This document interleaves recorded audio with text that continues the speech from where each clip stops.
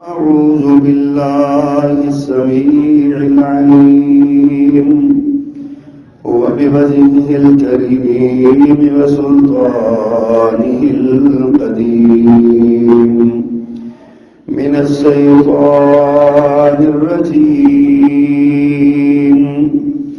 من همزه ونفخه ونفثه بسم الله الرحمن الرحيم إلا تنصروه فقد نصره الله إذ أخرجه الذين كفروا ثاني اثنين إذ هما في الغار إذ يقول لصاحبه لا تحزن إن الله معنا فأنزل الله سكينته عليه وأيده بجنود لم تروها وجعل كلمة الذين كفروا السفلى وكلمة الله هي العليا والله عزيز حكيم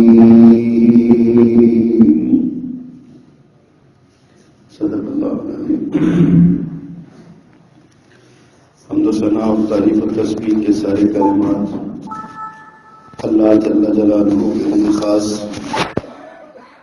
اور درود و سلام امام المرسلین سید الاولین والآخرین امامنا و نبینا سیدنا و مولانا محمد کریم علیہ التحیۃ و التسلیم کی ذات والا صفات کو خاص ہیں۔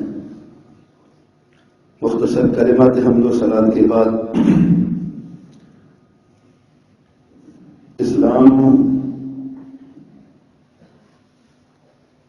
شروع دن سے ہی انسانیت دشمن عناصر اور قوتوں کے ہاتھوں مٹائے جانے کی کوششوں میں، لیکن اپنا وجود برقرار رکھے ہوئے نظر آتا ہے۔ عالم کفر نے ہمیشہ اسلام کی دلیل کی قوت کا جب مقابلہ نہیں کیا اور اسلام کے سامنے دلیل پیش نہیں کر سکا، تو پھر یہ دشمن قوتیں اسلام کی تذلیل پہ اتر آئیں، گالی کے ساتھ کبھی اسلام کو اور کبھی مسلمانوں کو دبانے کی کوشش کی گئی، کبھی اسلحے کے زور پہ، کبھی طاقت کے بل بوتے پہ، کبھی اپنی حکومت کے زعم میں، ہر لحاظ سے اسلام کو دبانے کے لیے ہر حربہ اختیار کیا گیا، اور سب سے بڑا اور آسان حربہ جو دشمنان اسلام نے اختیار کیا وہ حربہ ہے اسلام کے روات کا، اسلام کے راویوں کا، اسلام کو ہم تک پہنچانے کا جو ذریعہ بنے۔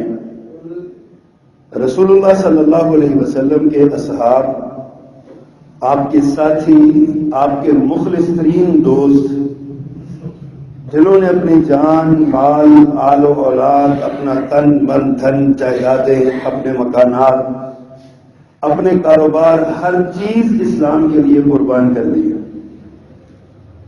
ان کی زندگی کا مقصد ایک ہی تھا کہ کسی طرح اسلام کی حقانیت کی حفاظت ہو سکے اور اسلام بحفاظت آنے والی نسلوں تک منتقل ہو سکے۔ ماضی کی طرح آج بھی جو سب سے بڑا ذریعہ اسلام کے خلاف مخالفین اسلام استعمال کرتے ہیں وہ صحابہ کرام کی توہین ہے۔ جیسے ہی ماہ محرم آتا ہے، کچھ عناصر بے لگام میڈیا پر بیٹھ کر رسول کریم صلی اللہ علیہ وسلم کے صحابہ کرام، بالخصوص خلفائے ثلاثہ اور عام صحابہ کرام، اور اس سے بھی آگے بڑھ کے خاندان بنو امیہ، سیدنا امیر معاویہ رضی اللہ تعالی عنہ، سیدنا ابو سفیان رضی اللہ تعالی عنہ، اور دیگر جو اصحاب ہیں ان پر زبان تان دراز کرتے ہیں، اور کوئی اس پر حرکت، کوئی قانون حرکت میں نہیں آتا۔ پھر کبھی کبھی اپنے آپ کو بہت بڑا عقل مند اور دانشور سمجھنے والے تو ٹی وی چینلوں میں بیٹھ کے خود کو اس قوم کے رہنما اور رہبر کے طور پہ پیش کرتے ہیں۔ کبھی کبھی وہ اپنی زبان، اپنے دل کا جو بغض ہوتا ہے وہ اپنی زبان پر لے آتے ہیں، اور پھر اس کا خمیازہ بھگتنا پڑتا ہے۔ اور سب سے بڑی بات جو ہے نا، وہ کبھی حضرت عمر رضی اللہ تعالیٰ عنہ پر اعتراض ہوتا ہے، کبھی حضرت عثمان پر اعتراض ہوتا ہے، کبھی ابو بکر صدیق پر، کبھی امیر معاویہ پر، خاندان ابو سفیان پر رضی اللہ عنہم اجمعین۔ اپنی زبان وہ ہلا دیتے ہیں، اس لیے جرأت کرتے ہیں کہ ان کو کوئی روکنے والا نہیں ہے۔ زیادہ سے زیادہ چند دنوں کی پابندی اور چند ہزار روپے جرمانہ، اور وہ سمجھتے ہیں کہ اتنا سا بھر بھی لیں گے تو کیا ہوگا، شہرت ملے گی، ناموری ملے گی، بڑا نام ہوگا۔ اسی طرح کے لوگوں نے دراصل یہ آپ دیکھتے ہیں کبھی ٹی وی چینلوں پہ ڈراموں کی شکل میں شاعر اسلام کا مذاق اڑایا جاتا ہے۔ پچھلے ہفتوں میں ایک ڈرامے کی بین الاقوامی شہرت ملی، دنیا بھر میں اس کا جناب نام ہوا، کروڑوں روپے کا اس نے بزنس کیا۔ اس میں نکاح جیسے مقدس ترین بندھن کی، اسلامی شعائر کی توہین کی گئی، اس کو بے وفائی کا نام دے کے اس کی بڑی حوصلہ افزائی کی گئی اور بتایا گیا کہ ہمارے معاشرے میں یہ ہوتا ہے۔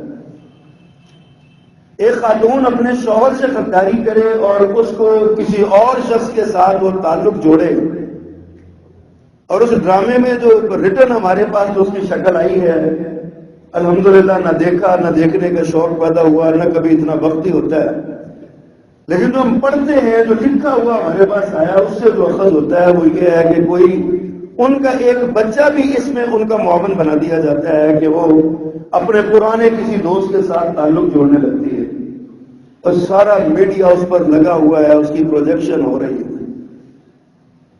ایک طرف سے ہٹتے نہیں ہیں، یہ شاعر اسلام کا مذاق اڑایا جاتا ہے، اور کوئی قانون نہیں ہے، کوئی روکنے والا نہیں ہے، کوئی پکڑنے والا نہیں ہے۔ اور اب 2 دن پہلے اپنے آپ کو وکیل کہلانے والی کسی خاتون نے ٹی وی چینل پر بیٹھ کر سیدنا صدیق اکبر رضی اللہ تعالی عنہ کو معاذ اللہ سیدھے سیدھے لفظوں میں غاصب قرار دے دیا، اور پوری جوڈیشری کے پورے نظام عدل کی تباہی کا واحد سبب ابو بکر صدیق کو کہہ دیا رضی اللہ تعالی عنہ۔ نہیں کسی نے اس سے پوچھا کہ تو نے یہ بکواس کی ہے، نہیں کوئی کیمرہ حرکت میں آیا، نہیں کوئی قانون نافذ کرنے والا حرکت میں آیا، نہ کوئی نیشنل ایکشن پلان والے حرکت میں آئے، نہ کوئی اور حرکت میں آیا۔ مجھے یاد ہے شیخ الاسلام مولانا ثناء اللہ امرتسری رحمۃ اللہ علیہ کے بارے میں ایک قصہ میں نے پڑھا۔ ہمارے گجرانوالہ میں ہی ایک مناظرہ ہوا تھا، اس مناظرے کا عنوان تھا صحابہ کرام کا ایمان، دفاع صحابہ، دفاع ایمان۔ مولانا مناظرے میں آئے تو رو پڑے، کہتے ہیں اللہ آج ہمیں ہماری زندگی میں یہ دن بھی آنا تھا کہ ہمیں صحابہ کرام کا ایمان ثابت کرنا پڑنا تھا۔ ہم مناظروں میں بیٹھ کے صحابہ کرام کے ایمان کی دلائل دیں گے کہ وہ مسلمان اور مومن تھے۔ آج یہ ایسے معاملات کیے جا رہے ہیں۔ ابو بکر صدیق رضی اللہ تعالیٰ عنہ سے دشمنی ان لوگوں کی ایک واضح وجہ سمجھ آتی ہے۔ مجوسی، یہودی، ان کا ہمیشہ سے گٹھ جوڑ رہا ہے۔ نبی مکرم صلی اللہ علیہ وسلم کے دنیا سے رخصت ہو جانے کے بعد کچھ طبقے ایسے اٹھے، ایک نے ختم نبوت کا انکار کر دیا، دوسرے نے زکوٰۃ کا انکار کر دیا، تیسرے نے اسلام کا ہی انکار کر دیا۔ جناب صدیق اکبر رضی اللہ تعالیٰ عنہ وہ شخصیت ہے جنہوں نے ان تینوں فتنوں کا کلا کھما کیا، ان کو جڑ سے اکھیڑ پھینکا۔ اب ان یہودیوں کی اور مجوسیوں کی اس آگ کو ہمیں سمجھ لگتی ہے ان کی آگ کی، کہ یہ تو رسول اللہ صلی اللہ علیہ وسلم کے بعد اسلام کو مٹا چکے تھے، اپنی طرف سے ختم کر چکے تھے، لیکن نہیں جانتے تھے کہ اللہ تعالیٰ نے جناب صدیق اکبر کو اسی لیے تیار کر رکھا ہے۔ اور جناب صدیق اکبر کارخانہ قدرت کا وہ عظیم مہرہ ثابت ہوئے کہ جنہوں نے رسول اللہ صلی اللہ علیہ وسلم کی سیرت کو بھی، آپ کے اعمال کو، افعال کو، کردار کو، گفتار کو، اور آپ کے ایک ایک جملے کو انہوں نے حفاظت کے ساتھ اگلی آنے والی نسلوں تک منتقل کر دیا۔ جناب صدیق اکبر رضی اللہ تعالیٰ سے یہ دشمنی تھی، وہ سمجھتے تھے کہ یہ بندہ جو ہے نا یہ سب سے بڑی رکاوٹ ہے، اور اسلام دشمن نہ صرف ظاہر اسلام کی قوت اتنی زیادہ تھی کہ وہ سامنے تو کھڑے نہیں ہو سکے، دلیل کا مقابلہ نہیں کر سکے، اور زور اپنی سازشوں سے اور اپنے فتنوں سے بھی اسلام کو نہیں دبا سکے۔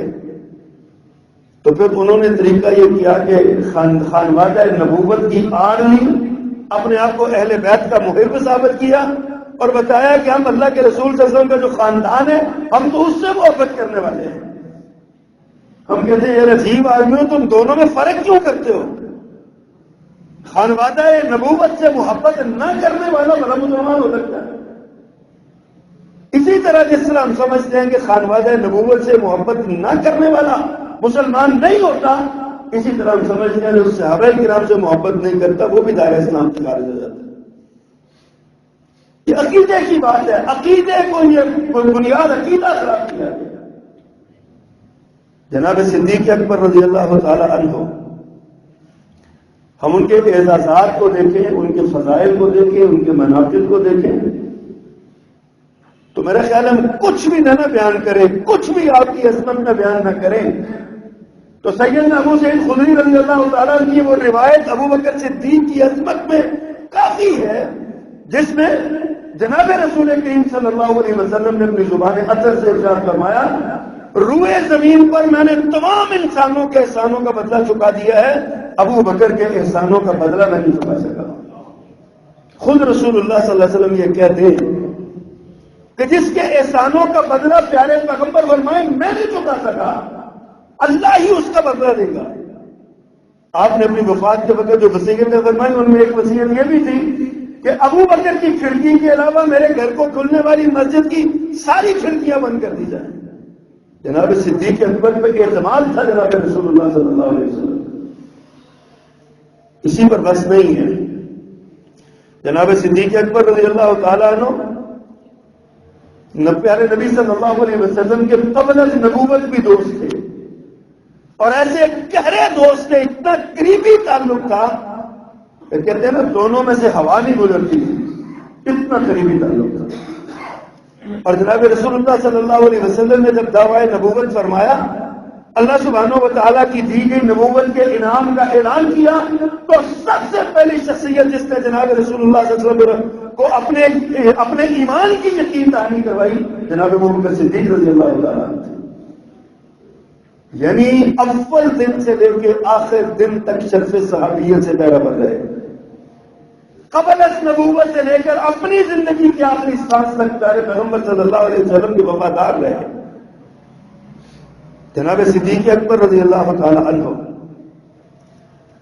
واحد شخصیت ہیں جن کے شرف صحابیت کا اعلان قرآن نے کیا ہے۔ یہ جو آیت میں نے آپ کے سامنے پڑھی ہے نا، ثانی اثنین اذ ہما فی الغار اذ یقول لصاحبہ، قرآن نے دو کا ذکر کیا، فرمایا دو میں دوسرا، جب وہ غار میں تھے اور اس نے اپنے ساتھی سے کہا، اپنے صاحب سے کہا، اپنے صحابی سے کہا، اذ یقول لصاحبہ، اپنے صاحب سے کہا، اپنے ساتھی سے کہا، لا تحزن ان اللہ معنا، غم کرنے کی ضرورت نہیں ہے، اللہ ہم دونوں کے ساتھ ہے۔ حضرت موسیٰ علیہ السلام نے اپنی قوم سے کہا تھا میرا رب میرے ساتھ ہے، میرے ساتھ ہے، ساری امت ساتھ تھی، لیکن جناب موسیٰ علیہ السلام نے اپنی ذات کے ساتھ کہا تھا میرا رب میرے ساتھ ہے، اور جناب صدیق اکبر رضی اللہ تعالیٰ عنہ پیارے پیغمبر کے ساتھ تھے۔ اللہ کے رسول صلی اللہ علیہ وسلم نے فرمایا کہ ان اللہ معنا، اب صدیق فکر نہیں کرو، اللہ ہمارے ساتھ ہے، ہم دونوں کے ساتھ ہے ہمارا۔ وہ عظیم انسان، وہ عظیم ہستی جس کو اللہ سبحانہ و تعالیٰ نے سلام بھیجا ہے، جناب جبریل سے کہا جاؤ میرے پیغمبر کو جا کے میرا یہ پیغام دو۔ ابو بکر ان کے گھر آ رہے ہیں، ابو بکر جب آ جائیں تو ان سے کہنا کہ اللہ تمہیں سلام کہتا ہے۔ اللہ جس کو سلام کہے، اور ساتھ پوچھنا ابو بکر اس وقت جس حال میں تم ہو، اپنا مال سارا تو نے لٹا دیا، میں بار عرض کر چکا ہوں کہ 40,000 درہم، 40,000 دینار جناب ابو بکر صدیق رضی اللہ تعالیٰ عنہ نے اسلام پر قربان کیے، اسلام پر۔ اور اس وقت ایک دینار کا ایک بڑا اچھا مضبوط پلا ہوا بکرا مل جاتا تھا، اور آج اس بکرے کی قیمت کتنی ہوگی؟ اور اس کو 40,000 دیناروں سے ضرب دے لیں، کم و بیش 4 کروڑ روپیہ بنتا ہے، تو جناب صدیق اکبر نے اسلام پہ خرچ کیا۔ اللہ پوچھتے ہیں صدیق یہ بتاؤ اس حال میں، جس حال میں تم ہو، تم راضی بھی ہو کہ نہیں راضی ہو مجھ پر؟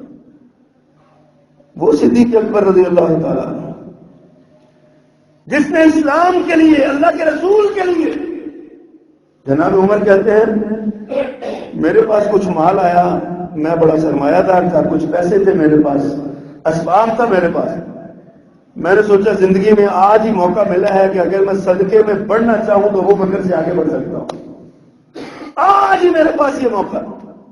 کہتے میں نے گھر کا سارا آدھا سامان جتنا میرے پاس اسباب تھا میں نے اٹھایا اور پیارے پیغمبر صلی اللہ علیہ وسلم کے قدموں میں لا کے ڈھیر کر دیا۔ آپ نے پوچھا عمر کیا لائے؟ کہ اللہ کے پیغمبر آدھا لے آیا ہوں، آدھا گھر چھوڑ کے آیا۔ اسی دوران جناب صدیق اکبر آئے سامان سے لدے ہوئے، پوچھا ابو بکر تم کیا لائے، کیا چھوڑ کے آئے؟ کہا آقا گھر میں اللہ اور اس کا رسول چھوڑ آیا ہوں، باقی سارا کچھ آپ کے قدموں میں لا کر ڈھیر کر دیا صلی اللہ علیہ وسلم۔ حضرت عمر دل میں کہتے ہیں میں نے کہا عمر تو کسی غلط فہمی کا شکار ہے، تو ابو بکر سے کبھی نہیں بڑھ سکتا۔ اللہ کے رسول صلی اللہ علیہ وسلم کی نظر میں جس کا یہ مقام ہے، ایک رات تاریک رات تھی، آسمان بالکل صاف تھا، ستارے چمک رہے تھے، جناب ماں جی عائشہ صدیقہ رضی اللہ تعالیٰ عنہا پیارے پیغمبر کے ساتھ سیر میں تشریف فرما تھی، نگاہ آسمان کی طرف اٹھی اور کہا اللہ کے پیغمبر میرے سرتاج کیا دنیا میں کوئی ایسا شخص بھی ہوگا جس کی نیکیاں آسمان کے ستاروں جتنی ہوں؟ آقا مسکرائے فرمایا ہاں عائشہ اس کا نام عمر ہے۔ اب حضرت عائشہ کے دل میں یہ تھا جتنے ستارے اتنی نیکیاں تو صرف میرے پاپا کی ہو سکتی ہیں نا، اور کسی کی نہیں ہو سکتی۔ گردن جھک گئی، اداس سا چہرہ بن گیا، خاموشی چھا گئی۔ میرے پیغمبر صلی اللہ علیہ وسلم بہت بڑے نباز بھی تھے، بندے کا چہرہ دیکھ کے اس کا سوال پڑا کرتے تھے۔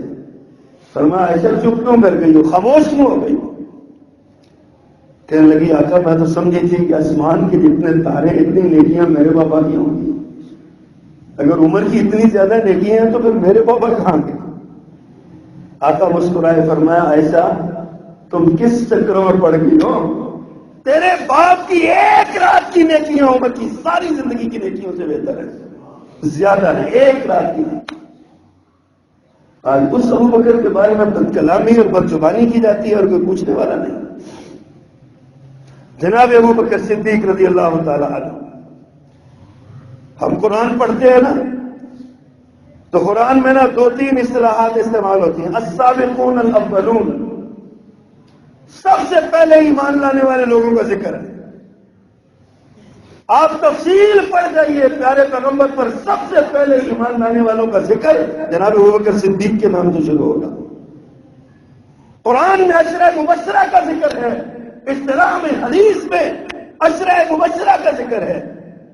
عشرہ مبشرہ کی فہرست دیکھ لیجیے، سر فہرست ابو بکر صدیق کا نام ہوگا۔ خلفائے راشدہ کو دیکھیے جو اسلام کے اولین محافظ ہیں، پہلا نام ابو بکر صدیق کا ملے گا۔ اس لیے کہ صرف خلفائے راشدہ یا اربعہ یا عشرہ مبشرہ یا سابقون الاولون نہیں، ابو بکر صدیق وہ شخصیت ہے جنہوں نے زندگی کے ہر لمحے میں اپنے آپ کو پیارے پیغمبر کے صف اول کا سپاہی سمجھا۔ صف اول میں سب سے پہلے جناب صدیق اکبر نظر آتے ہیں۔ اللہ اکبر کبیرہ، آپ دیکھتے جائیے جناب ابو بکر کو صدیقیت کا مقام ملا، پیارے پیغمبر نے اپنی زبان سے ارشاد فرمایا، قرآن نے اس کا ذکر کیا، ابو بکر کو صدیق کرا دیا گیا۔ سفر معراج سے آپ واپس آئے تو آپ نے جب آ کے یہ قصہ بیان کیا تو ابو جہل اور اس کے رفقا مذاق اڑانے لگے، بھلا یہ بھی ہو سکتا ہے ایک رات میں کوئی قدس تک چلا جائے اور وہاں سے آسمانوں کی سیر کر کے آ جائے۔ انہوں نے کہا چلو آؤ ابو بکر کا تماشا لگاتے ہیں۔ ابو بکر کے ایمان کو کسی نے جانچا ہی نہیں ہے کہ اس کا ایمان کتنا تھا۔ ابو بکر آگے سے آ رہے تھے رضی اللہ تعالی عنہ، یہاں سے کھیلتے ٹکلیاں کرتے کفر کے سردار آئے، کہتے ہیں ابو بکر یہ بتاؤ کہ اگر کوئی شخص یہ کہے کہ میں رات کو القدس میں چلا گیا اور واپس بھی آ گیا، مان لو گے؟ جناب صدیق اکبر رضی اللہ تعالیٰ نے کہا ماننے والی بات تو نہیں ہے، کہا بات اس سے بھی آگے کی ہے، وہ یہ بھی کہتا ہے میں آسمانوں سے بھی ہو کے آ گیا۔ جناب صدیق کا ماتھا ٹھنکا، کہا یہ بتاؤ کہا کس نے؟ کہتا کون ہے؟ کہا جس کا تو کلمہ پڑھتا ہے نا، جس کا ڈنڈورا پیٹتا ہے، تو جس کے ساتھ پھرتا ہے، جس کو کہتا ہے کہ یہ نبی ہے، تم اس کے بعد اس کی زبان سے یہ نکلا ہے۔ جناب صدیق اکبر رضی اللہ تعالیٰ نے بے ساختہ کہا اگر محمد کی زبان سے نکلا ہے تو سچ نکلا ہے صلی اللہ علیہ وسلم۔ تم نے ایمان کو نہیں جانچا جناب صدیق کی، کہا اس کی زبان سے نکلا تو سچ نکلا۔ ایک دم ان کے جو اٹھیلیاں چہرے پہ شرارتیں تھی نا، ایک دم سناٹا چھا گیا۔ ابو بکر ہوش میں تو ہو، پتہ ہے کس کو کہہ رہے ہو، کیا کہہ رہے ہو؟ القدس جانا 6 مہینے کا سفر ہے اور وہ کہتا ہے میں رات کو ہو کے آ گیا۔ ابو بکر صدیق نے کہا جس نے کہا ہے میں نے تو اس کی اس سے بھی بڑی بات مانی ہوئی ہے۔ اس نے مجھے کہا کہ اللہ ایک ہے جو ساری کائنات کا نظام چلاتا ہے، میں نے تو اللہ کو دیکھا نہیں ہے، میں نے اس کے کہنے پہ اس کو مانا ہوا ہے، تم یہ کہتے ہو کہ سفر پر سے جھوٹ بول دیا۔ پیارے پیغمبر کے پاس آئے، فرمایا صدیق تو سچ بولا، تو نے سچ کہا۔ وہ ابو بکر صدیق رضی اللہ تعالی عنہ، اللہ اکبر، پیارے پیغمبر صلی اللہ علیہ وسلم کی نظر میں جناب صدیق کا مقام، حضرت جبیر بن مطعم رضی اللہ تعالیٰ روایت فرماتے ہیں کہ ایک عورت پیارے پیغمبر کے پاس آئی اور آگے کہنے لگی، کوئی مسئلہ پیش کیا، اپنا کوئی سوال کیا یا کوئی معاملہ تھا۔ آپ نے سے فرمایا کہ پھر آنا، ابھی جاؤ پھر آنا۔ دور دراز سے آئی تھی، سفر زیادہ تھا، اس نے کہا جی اگر میں دوبارہ آؤں اور آپ یہاں نہ ہوں تو میں کس سے پوچھوں یہ مسئلہ، کس سے سوال کروں؟ میرے پیغمبر نے بے ساختہ کہا میں نہ ہوا تو ابو بکر سے پوچھ لینا۔ یہ میرے نبی کی نظر میں جناب صدیق کا مقام ہے۔ آج اس ابو بکر کو معاذ اللہ معاذ اللہ معاذ اللہ غاصب قرار دیا جا رہا ہے اور اس ابو بکر کو حق مارنے والا کہا جا رہا ہے رضی اللہ تعالی عنہ۔ فرمایا میں نہ ہوا تو ابو بکر سے پوچھ لینا۔ اللہ اکبر، پیارے پیغمبر صلی اللہ علیہ وسلم نے قصہ سنایا اپنے صحابہ کو، اقوام گزشتہ میں سے کسی نبی کا قصہ، صحیح بخاری میں یہ واقعہ ہے، قصہ سنایا، کہا ایک آدمی نے نا بیل رکھا ہوا تھا، وہ اس بیل کو ہانکتا ہوا لے جا رہا تھا چل رہا تھا، حتیٰ کہ وہ چل چل کے تھک گیا نا تو وہ بیل کے اوپر بیٹھ گیا۔ تو بیل نے اسے کہا ہمیں اللہ نے سواری کے لیے نہیں بنایا، ہمیں کھیتی باڑی کے لیے بنایا ہے۔ اب بیل کا بولنا پیارے پیغمبر نے اپنی زبان سے ارشاد فرمایا، صحابہ کرام کہنے لگے سبحان اللہ، بیل باتیں کرتا ہے؟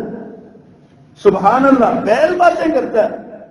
حضرات قربان دو میرے پیغمبر صلی اللہ علیہ وسلم پہ، فرمایا اس پر میں بھی ایمان رکھتا ہوں اور ابو بکر اور عمر بھی ایمان رکھتے ہیں. اور حدیث میں آتا ہے ابو بکر عمر وہاں موجود نہیں تھے، آپ نے کیا دیا؟ ہاں میں بھی ایمان رکھتا ہوں اس بات پر اور ابو بکر و عمر بھی ایمان رکھتے ہیں. میرے پیغمبر کا اعتماد دیکھیے کتنا ہے جناب ابو بکر و عمر رضی اللہ تعالیٰ عنہ. جناب رسول کریم صلی اللہ علیہ وسلم کا ہی نہیں، حضرت علی رضی اللہ تعالیٰ عنہ کی سیرت میں نے پڑھی. اللہ اکبر. حضرت عبداللہ بن عباس رضی اللہ تعالیٰ عنہ فرماتے ہیں کہ جناب عمر رضی اللہ تعالیٰ عنہ شہید ہو گئے نا، جب ان کا جنازہ ہونے لگا تو کہتے ہیں میں نا غمزدہ کھڑا تھا ایک جگہ پہ، جناب عمر کی میت سامنے پڑی ہوئی تھی، آپ کی ڈیڈ باڈی. تو اچانک میں نے دیکھا کہ کوئی آیا میرے پیچھے اور اپنی کونی جو ہے نا، کونی میرے کندھے پہ رکھ کے ٹیک لگا کے کھڑا ہو گیا، جیسے وہ بے تکلفی کے انداز میں. آپ جزادار بھائی تھے نا دونوں. عبداللہ بن عباس رضی اللہ تعالیٰ عنہ فرماتے ہیں میرے کندھے پہ اپنی کونی کو ٹکایا اور جناب عمر کی طرف دیکھنے لگا اور آواز دینے لگا، اللہ تیرے حال پر رحم کرے، اللہ تجھے یقیناً اپنے دونوں صاحبوں سے ملا دے گا، اپنے ساتھیوں سے ملائے گا. کیوں؟ اس لیے کہ میں نے بارہا رسول اللہ صلی اللہ علیہ وسلم سے یہ سنا، آپ فرمایا کرتے تھے میں نے یہ کیا اور ابو بکر و عمر نے یہ کیا، میں نے یہ کہا اور ابو بکر و عمر نے یہ کہا، میں نے ایسا کیا اور ابو بکر و عمر نے ایسا کیا. مجھے یقین ہے کہ پیارے پیغمبر کی یہ باتیں تجھے ان کے ساتھ ملا دے گی. عبداللہ بن عباس کہتے ہیں میں نے پلٹ کے پیچھے دیکھا تو جناب علی رضی اللہ تعالیٰ نے جو خراج تعظیم پیش کر رہے ہیں، یہ ابو بکر و عمر کی بات جناب علی رضی اللہ تعالیٰ نے سنائی. اللہ کے نبی صلی اللہ علیہ وسلم جو کہتے تھے، پیارے پیغمبر صلی اللہ علیہ وسلم جو فرمایا کرتے تھے، جناب علی رضی اللہ تعالیٰ کہتے ہیں کہ اللہ کے نبی نے فرمایا میں نے اور ابو بکر نے یہ کیا، میں نے اور ابو بکر نے ایسا کہا، میں نے اور ابو بکر، ہم وہاں پہ گئے، میں اور ابو بکر تھا، میں اور ابو بکر تھا، عمر تھا، میں اور ابو بکر عمر تھے. جناب علی رضی اللہ تعالیٰ پیارے پیغمبر کی یہ شان ہے. آپ اپنے صحابہ کی عظمت بیان کرتے ہیں اور تم بکواس کرتے ہو اور تمہاری زبان کو روکنے والا نہیں. ہمارے ایمان کمزور ہو چکے ہیں حضرات اور کچھ بھی نہیں ہے. ہمارے ایمان کمزور ہے. ایمان ہمارا جو جی چاہتا ہے، جس کا جی چاہتا ہے اٹھتا ہے، کبھی شاعر اسلام پہ بکواس کر جاتا ہے، کبھی کابرین اسلام کی توہین کر جاتا ہے. خدا کی قسم ان کا بس نہیں چلتا. اگر ان کا بس چلے نا، یہ مسلمان کہلانے والوں کی میں بات کر رہا ہوں، اگر ان کا بس چلے تو یہ پیارے پیغمبر صلی اللہ علیہ وسلم کی توہین سے بھی باز نہ آئے. یہ نبی محترم صلی اللہ علیہ وسلم کی بھی اسی طرح توہین کریں جس طرح صحابہ کرام کی کرتے ہیں. لیکن آسان ٹارگٹ ہے صحابہ کرام رضوان اللہ علیہم اجمعین. اس لیے صحابہ کرام کو گالی دے دیتے ہیں اور صحابہ کرام کے بارے میں یہ ساری باتیں کرتے ہیں. اللہ اکبر کبیرہ. حضرات ابو بکر صدیق رضی اللہ تعالی عنہ کی پیارے پیغمبر سے بہت مشابہت تھی. جرت و بہادری اور شجاعت میں جناب رسول اللہ صلی اللہ علیہ وسلم کا عرض تھے. عزم صمیم پیارے پیغمبر سے لیا تھا جناب صدیق اکبر نے. ورنہ پیارے پیغمبر صلی اللہ علیہ وسلم جب دنیا سے رخصت ہوئے تو ساری امت کی کشتی ایک بار ڈول گئی تھی. حضرت عمر رضی اللہ تعالیٰ جیسا جری جوان ہاتھ میں تلوار لے کے کھڑا ہو گیا تھا. جو کہے گا اللہ کے رسول دنیا سے گئے میں اس کی گردن اڑا دوں گا. اس ڈوبتی ہوئی اور ڈولتی ہوئی نیا کو اگر کسی نے بچایا تو جناب ابو بکر صدیق رضی اللہ تعالیٰ تھے. مسجد نبوی میں سوگ کی کیفیت تھی. جناب صدیق اکبر نے آ کے ایک ہی جملہ کہا، لوگو من کان یعبد اللہ فإن اللہ حی لا یموت ومن کان منکم یعبد محمدا فإن محمدا قد مات صلی اللہ علیہ وسلم. لوگوں تم میں جو اللہ کی عبادت کرتا تھا یاد رکھو اللہ زندہ اور قائم رہنے والا ہے، اور تم میں سے جو محمد صلی اللہ علیہ وسلم کی عبادت کرتا ہے تو جان لے اس کا رب دنیا سے جا چکا، فوت ہو چکا ہے، قد مات، فوت ہو چکا. اور آیت پڑھی وما محمد الا رسول قد خلت من قبلہ الرسل افإن مات او قتل انقلبتم على اعقابکم ومن ينقلب على عقبیہ فلن یضر اللہ شیئا. آیت پڑھی جناب عمر کی گردن جھک گئی. کہنے لگے مجھے ایسے لگا جیسے یہ آیت آج اتری ہے. اس سے پہلے یہ آیت کئی بار پڑھی تھی، اس کا مفہوم نہیں سمجھ آیا تھا، مفہوم آج سمجھ آیا۔ ڈوبتی نیا کو، ڈولتی نیا کو جناب صدیق اکبر نے پار لگایا۔ آپ کی تدفین سے فارغ ہوئے تو ایک اور فتنہ کھڑا تھا۔ پیارے پیغمبر صلی اللہ علیہ وسلم نے حضرت اسامہ کے لشکر کو بھیجا تھا روم کے علاقوں کی طرف۔ حضرت ابوبکر صدیق نے منصب خلافت پر بیٹھتے ہی پہلا حکم جاری کیا، لشکر روانہ ہو جائے۔ بڑے بڑے صحابہ ڈول گئے، ہل گئے۔ خلیفۃ المسلمین کیا کر رہے ہیں؟ مدینے کی سرحدیں غیر محفوظ ہیں، مدینہ اندرونی عدم استحکام کا شکار ہے، ریاست مدینہ خراب ہو جائے گی، ہل جائے گی، آپ اس لشکر کو نہ بھیجیے۔ وہ صدیق تھا جس نے ایک جملے میں ساری بات مکمل کر دی۔ اگر تم مجھے کہتے ہو لشکر میں اسامہ نہ بھیجو، ابو بکر کون ہوتا ہے جو محمد کے حکم کی خلاف ورزی کر دے صلی اللہ علیہ وسلم؟ جس لشکر کو میرے نبی نے بھیجا ہے وہ لشکر جائے گا مدینہ کی گلیوں میں، میں چاہے اکیلا رہ جاؤں لیکن یہ لشکر جائے گا۔ بھیجا اس لشکر کو۔ دوسرا فتنہ ارتداد کا اٹھا، بڑے قبیلوں نے انکار کر دیا اسلام کا، انہوں نے کہا اسلام صرف رسول اللہ صلی اللہ علیہ وسلم تک تھا، بس آپ چلے گئے اسلام ختم ہو گیا۔ ایک تیسرا فتنہ اٹھا مسلمہ کذاب کا اور اس کے دیگر جو جھوٹے دعوے نبوت کرنے والے لوگ تھے، جناب صدیق اکبر نے ان کا بھی کلا کما کیا، فتنہ ارتداد کا بھی کلا کما کیا، لشکر اسامہ کو بھی بھیجا، اور 2 سال کے اندر امت کی ڈوبتی اور ڈولتی نیا کو استقرار اور استحکام دے دیا۔ کسی کی جرت نہیں تھی مدینہ کی طرف آنکھ اٹھا کے دیکھ سکتا۔ یہی اصل تکلیف ہے جناب صدیق اکبر رضی اللہ تعالیٰ عنہ۔ ہم تو اسلام کو ختم کرنے کے در پہ تھے، ہم تو ریاست مدینہ کو اجاڑ کے رکھ دینے والے تھے، ہم تو اسلام کو اس کا کلا کما کر دینے والے تھے، ہم تو اس کو نہیں چھوڑنے والے تھے۔ ابو بکر سد سکندری بن کے کھڑا ہو گیا، اسلام کی بھی حفاظت کی، مسلمانوں کی بھی حفاظت کی۔ جناب صدیق اکبر کا یہ قصور تھا رضی اللہ تعالی عنہ، جناب صدیق اکبر رضی اللہ تعالی عنہ کا یہ جرم تھا، اور آج تک اسلام دشمن قوتیں اس جرم کو معاف کرنے پہ تیار نہیں۔ آج ہم تک اگر اسلام کا صحیح عکس، قرآن کے صحیح الفاظ اور اسلامی تعلیمات، شریعت صحیح انداز میں پہنچی ہے تو شکریہ ادا کرنا چاہیے جناب صدیق اکبر رضی اللہ تعالی عنہ کا، جس نے خلیفۃ المسلمین بن کر اسلامی ریاست کی حفاظت کا حق ادا کر دیا۔ ہم نے سمجھا نہیں جناب یہ رسول اللہ صلی اللہ علیہ وسلم کا طریقہ تھا، یہ عزم صمیم حضرت ابوبکر صدیق نے پیارے پیغمبر سے سیکھا تھا، جرأت و بہادری آپ سے سیکھا۔ میں نے جناب صدیق اکبر کی سیرت میں پڑھا، آپ نا ایک بار جب حالات بہت خراب ہو گئے نا تو آپ حبشہ کی طرف ہجرت کرنے کے لیے نکل پڑے۔ آپ نکلے مدینہ کے سے تھوڑا سا باہر گئے تھے مکہ سے، تو سردار ابن الدغنہ ملا، یہ بہت بڑا سردار تھا، بڑے قبیلے کا یہ سربراہ تھا اور اچھا انسان تھا، کافر ہونے کے باوجود بہت اچھا انسان تھا، اور یہ انسانیت کے اعتبار سے ہمدرد، اس کو اس اسلام کے بارے میں اس کا کوئی معنی نہیں تھا، لیکن دشمن نہیں تھا اسلام کا۔ سردار ابن الدغنہ میں ابو بکر صدیق جا رہے تھے، تھوڑا سا سامان کندھے پہ لاتا ہوا جا رہے۔ ابن الدغنہ کہتا ہے ابو بکر کدھر جا رہے ہو؟ کہا مکہ چھوڑ کے جا رہا ہوں۔ کہا کیوں؟ کہا تیری قوم رہنے نہیں دیتی، میری قوم نے مجھے نکال دیا، میں کیوں جاتا ہوں، عبادت کروں گا جا کے، میں یہاں پہ نہیں رہنا چاہتا۔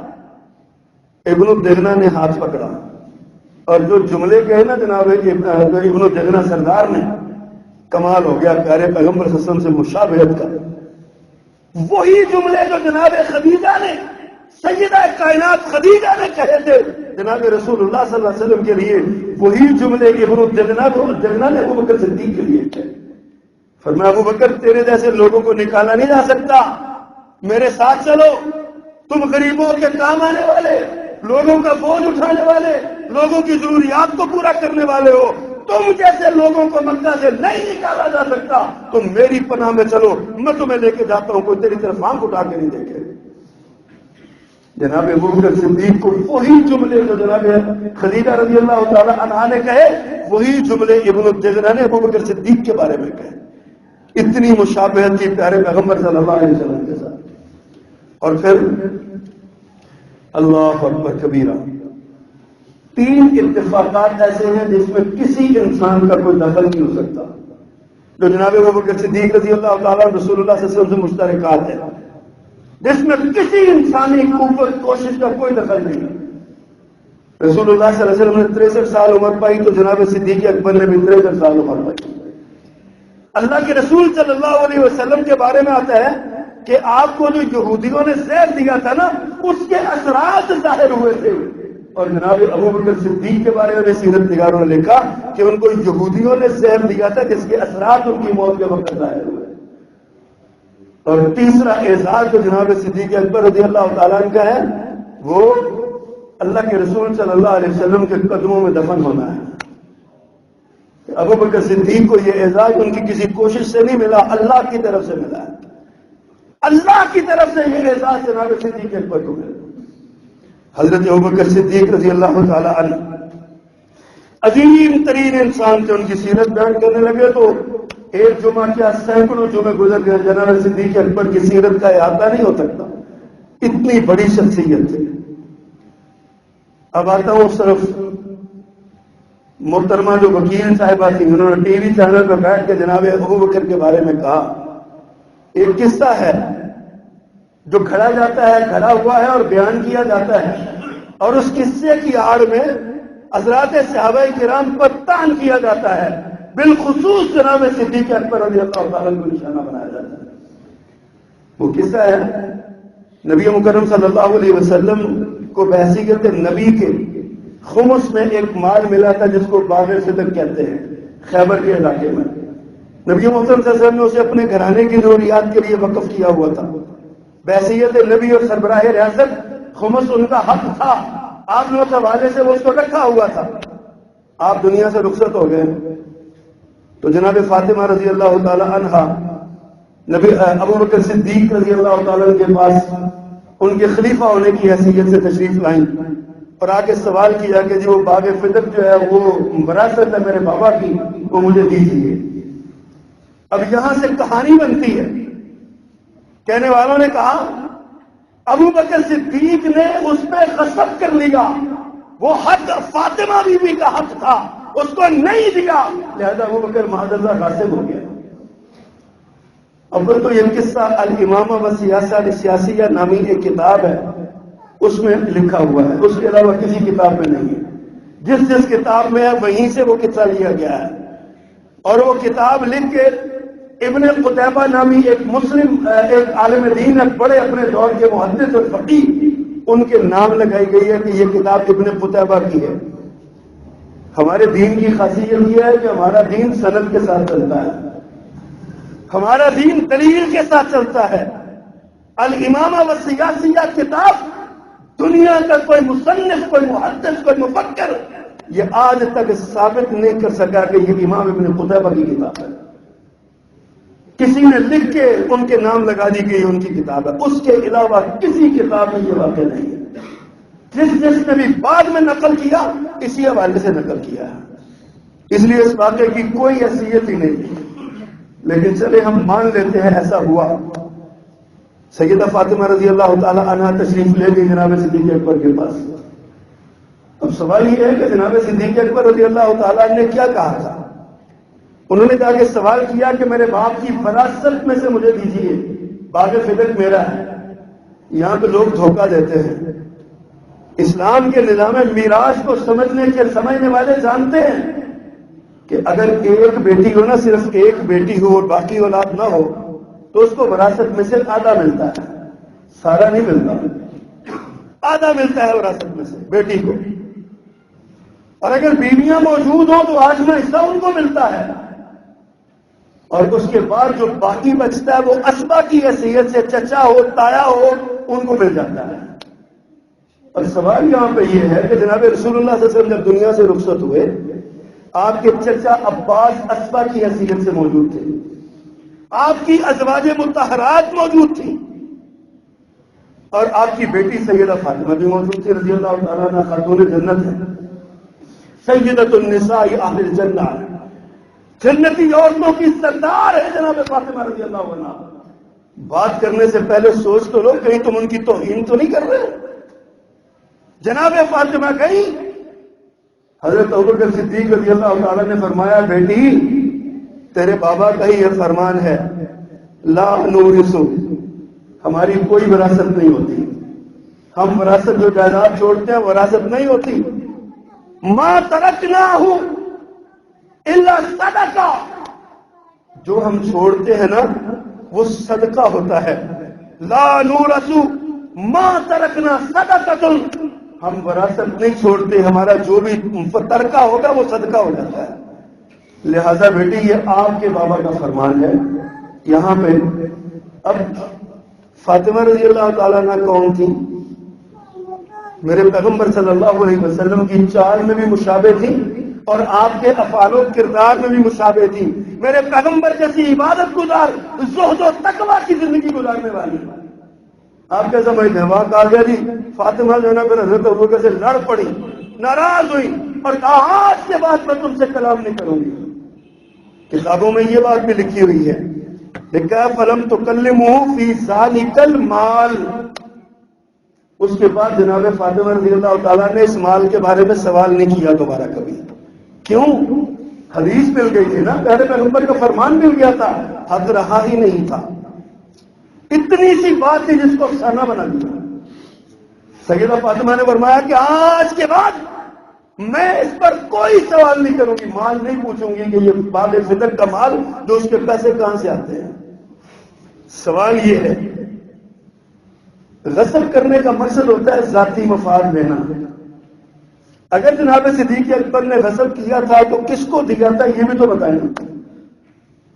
اگر وہ مال اگر وہ بال فطر سیدہ فاطمہ کو نہیں دیا تو اپنی بیٹی کو دے دیا تھا جو زوجہ رسول تھی، 8واں حصہ اس کا بنتا تھا، دیا تھا اس کو. کیا حضرت رسول کریم کے چچا عباس کو دے دیا تھا جن کا باقی سارا ان کا بنتا تھا بطور چچا کے؟ کیونکہ جب چچا موجود ہو تو چچا دار کو نہیں ملتا، حضرت علی کا حق نہیں بنتا تھا. وہاں پہ چچا موجود تھے، چچا کا حق جو ہے نا وہ ملا اور چچا نے یہ لے لیا سارا. کیا چچا نے لے لیا؟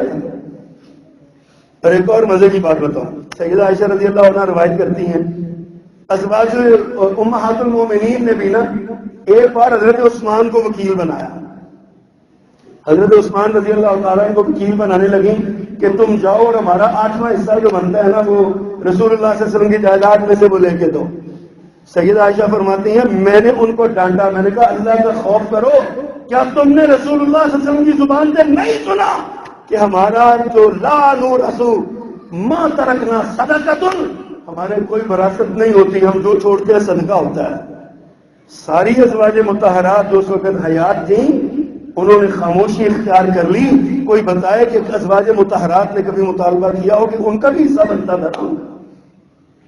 ایک کہانی بنا کے ساری ہمارے سامنے رکھ دی گئی اور خانوادہ نبوت کی محبت کی آڑ میں سیدہ فاطمہ رضی اللہ تعالیٰ عنہا جیسی زہد و ورع کی پیکر خاتون کے لیے یہ کہہ دینا کہ اس نے پیسے مانگے تھے، جائیداد مانگی اور ابو بکر سے لڑ کے آ گئی، ساری زندگی ان سے ملی نہیں. ان کتابوں کا کیا کرو گے جن میں یہ لکھا ہوا ہے کہ سیدہ فاطمہ جب بیمار ہوئی حضرت ابوبکر صدیق ان کے دروازے پہ گئے، حضرت علی باہر نکلے، حضرت علی سے کہا کہ میں فاطمہ کی عیادت کے لیے آیا ہوں. فاطمہ سے جا کے علی نے پوچھا، فرمایا ہاں اس کو آنے دو. حضرت ابوبکر صدیق اندر تشریف لے گئے، عیادت کی، باتیں کی پیارے پیغمبر صلی اللہ علیہ وسلم کے دور کی اور واپس پلٹ آئے. جناب فاطمہ رضی اللہ تعالیٰ عنہ نے تو کیوں بلایا تھا اگر ناراض تھی ان سے؟ کیوں ملاقات کی ہے ان سے اگر ناراض تھی؟ اور ایک اور سوال یہ کرتا ہوں کہ سیدہ فاطمہ رضی اللہ تعالی عنہا اگر اتنی ناراض تھیں اور حضرت علی کو بھی پتا تھا تو حضرت فاطمہ کا جنازہ حضرت ابوبکر نے کیوں پڑھایا تھا؟ حضرت ابوبکر صدیق کو کیوں کہا تھا علی نے کہ آپ جنازہ پڑھاؤ، جبکہ ابوبکر صدیق نے کہا تھا علی تمہارا حق بنتا ہے تو اپنی زوجہ پہ تم جنازہ پڑھاؤ. کہا ابوبکر تمہارے ہوتے ہوئے میرا کوئی حق نہیں ہے، جنازہ تم ہی پڑھاؤ. یار کیا کہانیاں ہمیں سناتے ہو، ٹی وی چینلوں میں بیٹھ کے بکواس کرتے ہو، کہتے ہو کہ اس نے حق غصب کر لیا، جوڈیشری تباہ ہو گئی دوسری دن جب سیدہ فاطمہ کو حق نہیں دیا تھا. سیدہ فاطمہ کا حق سیدہ، اچھا اگر یہ حق تھا ابو بکر صدیق نے معاذ اللہ غصب کر لیا تھا تو کیا علی اتنا بزدل تھا کہ ابو بکر سے لے نہیں سکا؟ ایک طرف علی کو مشکل کشا کہتے ہو، ایک طرف آج 1400 سال بعد میں کہتے ہو ہماری آج سے وہ پوری کرتے ہیں، اور ابو بکر صدیق سے وہ مال نہیں لے سکے، چلے نہیں لے سکے کسی وجہ سے بدلداری آڑے آ گئی، ابو بکر بھی گئے، عمر بھی گئے، عثمان بھی گئے رضی اللہ عنہ اجمعین، حضرت علی خلیفہ بن گئے تھے۔ دنیا کسی کتاب سے بتاؤ کہ علی نے وہ وراثت کیوں نہیں آل فاطمہ کو دی؟ فاطمہ کے بیٹے تو موجود تھے نا، اور باپ کی جدائی کے وقت بیٹی موجود تھی، اس کا حق بنتا تھا۔ آج اس کا حق جناب علی خلیفہ بن گئے ہیں، کیوں نہیں ایک صدارتی آرڈیننس کے ذریعے، خلافتی آرڈیننس کے ذریعے وہ وراثت جو ہے وہ کیوں منتقل نہیں کی آل فاطمہ کو؟ حضرات بات وہی ہے، جس بات پر ابو بکر کا ایمان تھا اسی بات پر علی کا ایمان تھا کہ یہ وراثت نہیں ہے۔ اللہ کے رسول صلی اللہ علیہ وسلم نے باغ فدق رکھا تھا اپنے گھریلو اخراجات کے لیے، ابو بکر صدیق بھی اس باغ فدق کی کمائی اور اس کی آمدن آل بیت نبوت کے لیے استعمال کرتے رہے، عمر بھی وہ وراثت ادھر استعمال کرتے رہے۔ وراثت رہی، وہ جائیداد رہی حکومت کے ہاتھ میں۔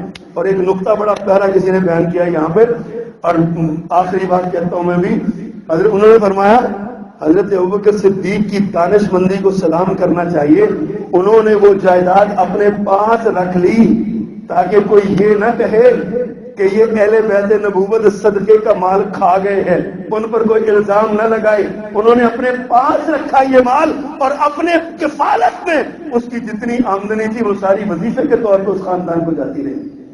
جناب صدیق اکبر نے تو 1 روپیہ اس میں سے نہیں لیا، 1 روپیہ نہیں لیا اس میں سے، سارا خاندان نبوت پہ تقسیم کیا۔ اس کی جو آمدن آتی تھی، وقف تھا نا، وہ سربراہ وقت کے نام، خلیفہ وقت کے بعد وہ وقف تھا۔ حضرات یہ جناب صدیق اکبر رضی اللہ تعالیٰ کی عظمت و رفعت، جناب صدیق اکبر کا یہ مقام ہے۔ آج ایک جھوٹے واقعے کی آڑ میں جناب صدیق اکبر کو مطعون کیا جاتا ہے، اور اول تو کیمرہ پوچھتا نہیں ہے، اور اگر پوچھ لے تو حالت یہ ہے کہتے ہیں 8 دن کے اندر جواب دے، 8 دن میں جواب دے۔ اس پر پہلے پابندی لگاؤ نا، پہلے اسے بین کرو، پھر 8 دن میں جواب مانگ لو۔ ہم بھی سمجھے کہ یہ ہے سیاسی مخالفین کی تو بات تم ٹی وی چینل پہ چلنے نہیں دیتے، کہتے ہو خبردار اگر ان کی بات بھی آئی، کو بات کرتے ہو بات کریں تو ٹوں لگنے لگ جاتی ہے۔ ابو بکر صدیق کی عظمت کو داغدار کر دیا، اور تمہارا نہ قانون حرکت میں آیا نہ تمہاری ٹوں حرکت میں آئی۔ کیسا عجیب تماشا ہے حضرات، ہمارے ایمان کا امتحان ہے۔ سوچیے ہمیں غصہ آیا اس بات پہ، ابو بکر صدیق کی توہین ہوئی، کیا ہمیں غصہ آیا؟